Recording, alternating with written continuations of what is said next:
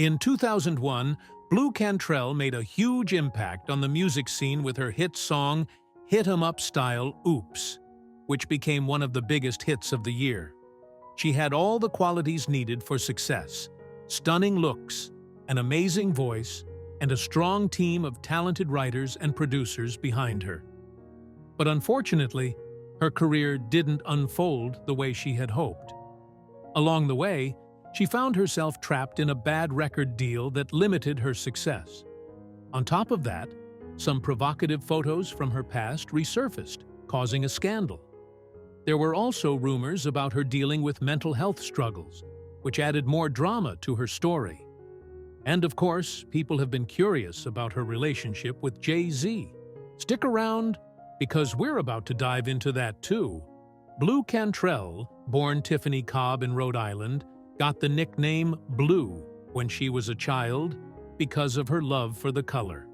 She was raised by her mother, a jazz singer, who took care of Blu and her 5 siblings on her own. In a candid interview with Wendy Williams, Blu opened up about her father, describing him as a deadbeat NBA player who left the family when she was young. At just 17, Blu Cantrell moved to New York to chase her dream of becoming a singer. However, she quickly discovered that breaking into the music industry wasn't as easy as she had hoped. To support herself, she took on various jobs. At 18, in an attempt to make some quick money, she posed for risque photos for Blacktail magazine, an adult publication. Blu Cantrell decided to use her childhood nickname and her grandmother's last name to create her stage name, and entered the music scene as Blu Cantrell. She joined a girl group called 8th Avenue, which was formed by famous producer Teddy Riley. Unfortunately, after the group Blackstreet, which Riley was part of, broke up, 8th Avenue also disbanded. Despite the setback, Blu's journey in music was far from over, and she was determined to make a name for herself. In 2000, Blu received heartbreaking news that her sister had been involved in a serious car accident and was in a coma at a hospital in Atlanta. She rushed to Atlanta to be by her sister's side as her family struggled with the possibility of losing her. During this difficult time, Blu's life took an unexpected turn.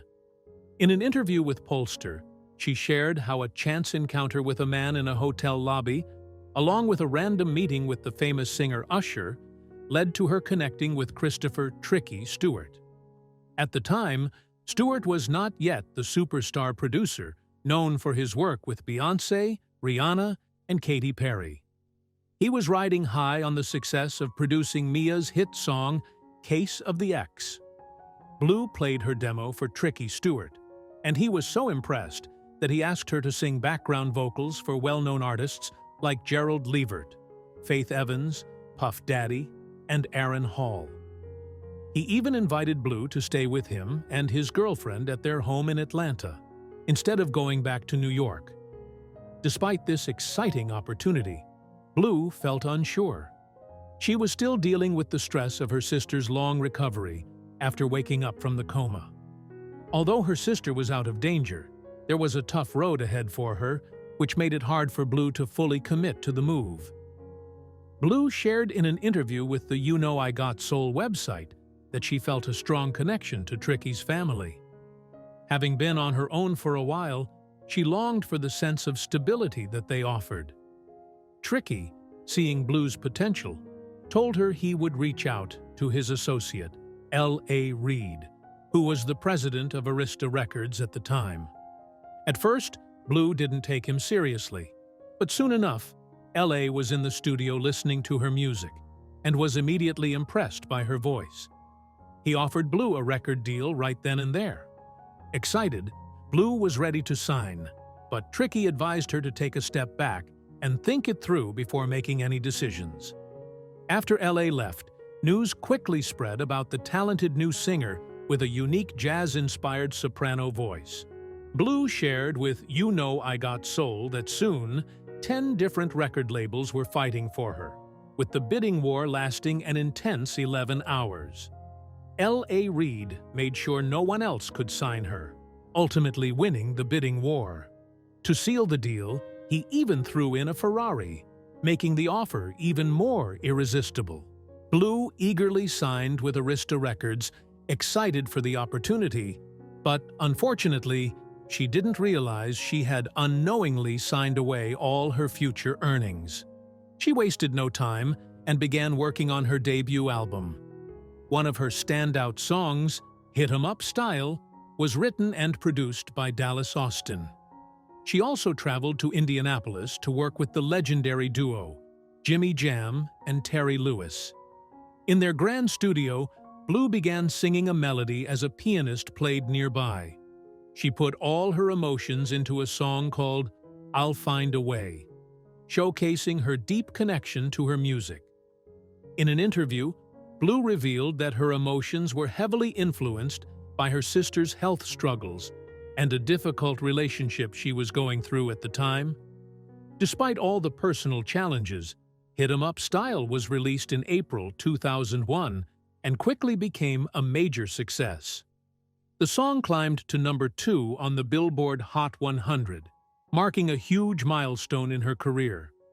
Blu was soon sent on a nationwide promotional tour to promote the track, and also received a Grammy nomination, further cementing her place in the music industry. Blu's debut album, So Blu, was released in July 2001 and quickly became a success, earning a gold certification. But Blu didn't just rely on her music to drive sales. She took a hands-on approach to promote her work.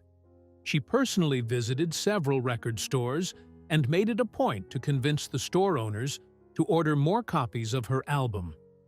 By building these personal connections with the people who worked at the stores, Blu was able to increase her album's visibility and sales.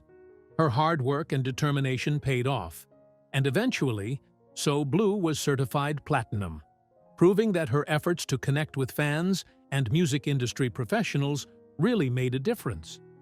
While attending an awards show, Blu met an NBA player, though she never revealed his name. She later shared with Wendy Williams that this player pursued her persistently, and they eventually started dating. At that time, Blu seemed to have it all. Her career was going well, and she had a fulfilling relationship. However, things began to take a negative turn when, in May 2002, some of her risque photos from Blacktail magazine were uncovered. These photos, which she had taken years earlier to make extra money, caused a public stir and became a major setback for her despite her earlier success. The timing was unfortunate, as it came at a moment when Blu's career seemed to be on the rise. Blu handled the situation with a surprising amount of confidence, even joking to the Atlanta Journal-Constitution that she'd be willing to sign one of the photos if people wanted her to. She also told The Guardian that while the photos were controversial, they were keeping her name in the media, which wasn't necessarily a bad thing for her career. In fact, she managed to turn the situation into a business opportunity, reportedly negotiating a $1 million payout for a photo shoot with Playboy magazine. She was even invited to perform at the Playboy Mansion, which added another layer to her growing fame. However, not everyone supported her decisions.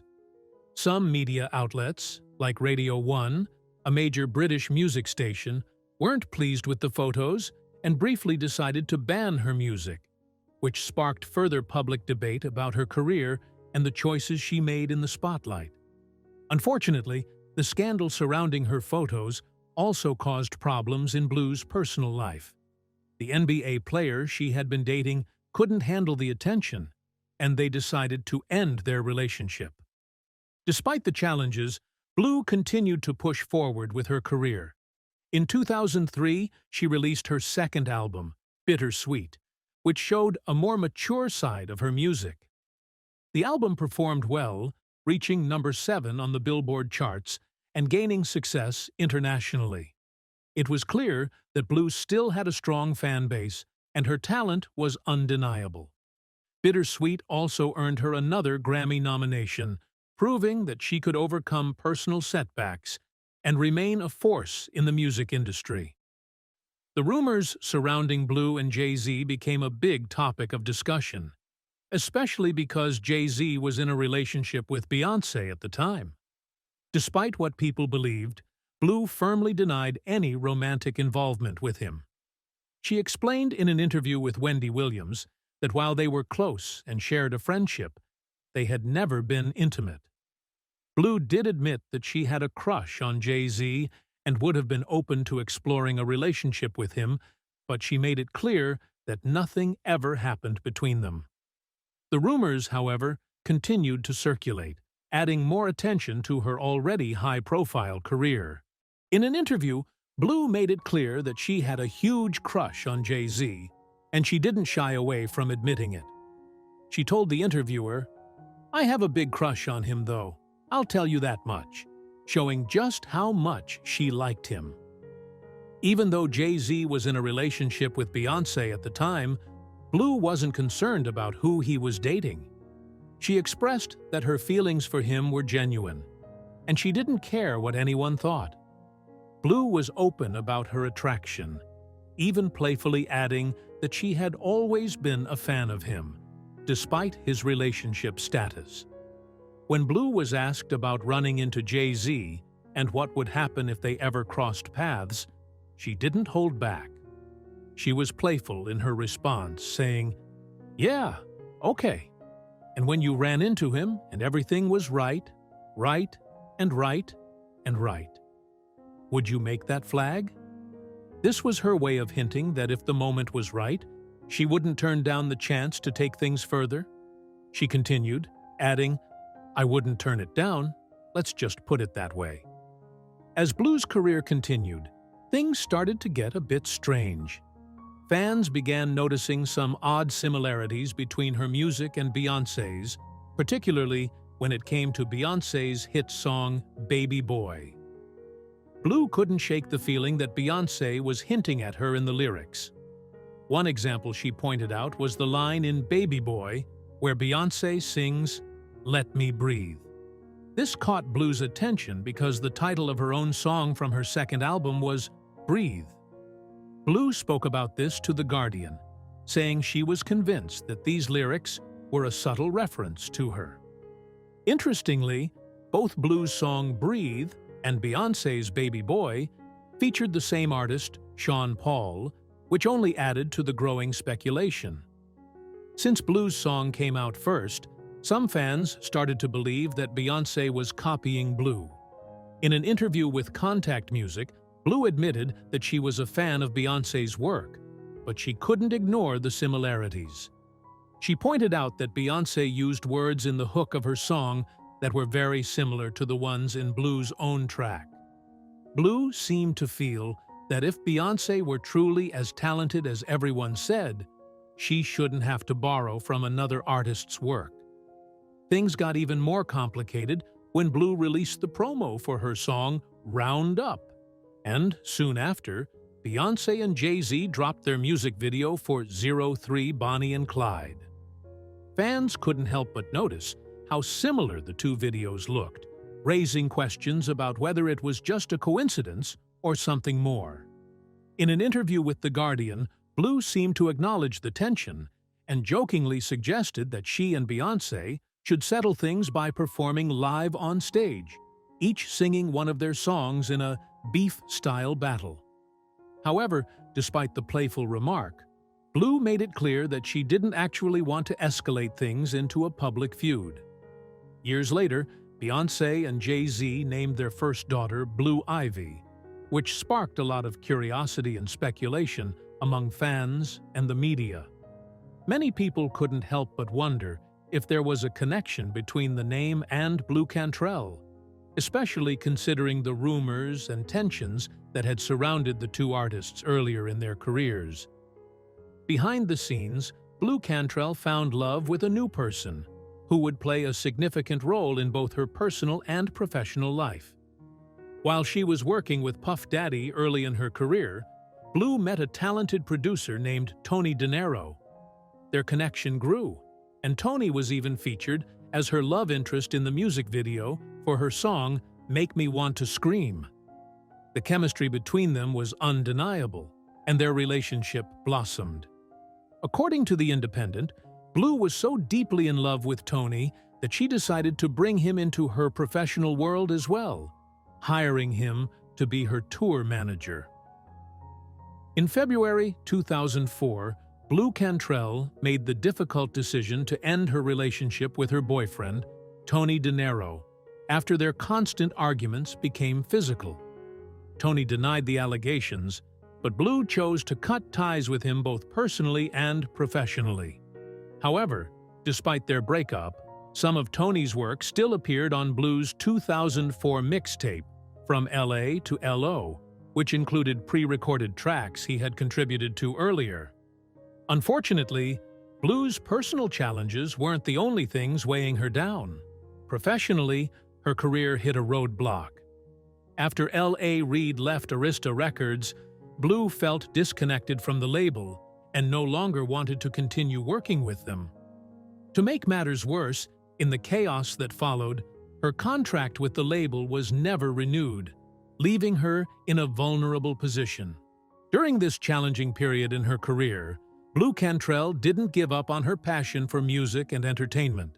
She continued to tour and work on new music independently, staying connected to her fans and maintaining a presence in the industry. In 2007, Blu took on a new project, starring in a stage play titled Gossip, Lies, and Secrets, alongside well-known actresses Kenya Moore and Lisa Ray. The performance allowed Blu to explore her acting chops and expand her talents beyond music. The following year, in 2008, Blu appeared on the reality TV show Celebrity Circus, where celebrities competed in circus-themed challenges.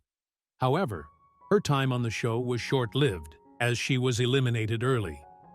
Despite this setback, rumors swirled about a potential romance between Blu and fellow contestant Antonio Sabato Jr., sparking public interest.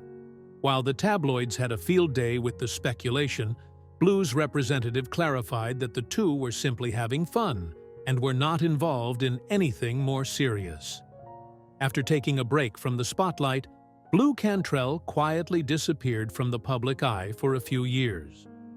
In an interview with You Know I Got Soul, she explained that she made the decision to move to London in order to escape the constant pressure and attention of being a celebrity. The time away gave her the space to focus on herself, recharge, and find some peace outside the chaotic world of fame.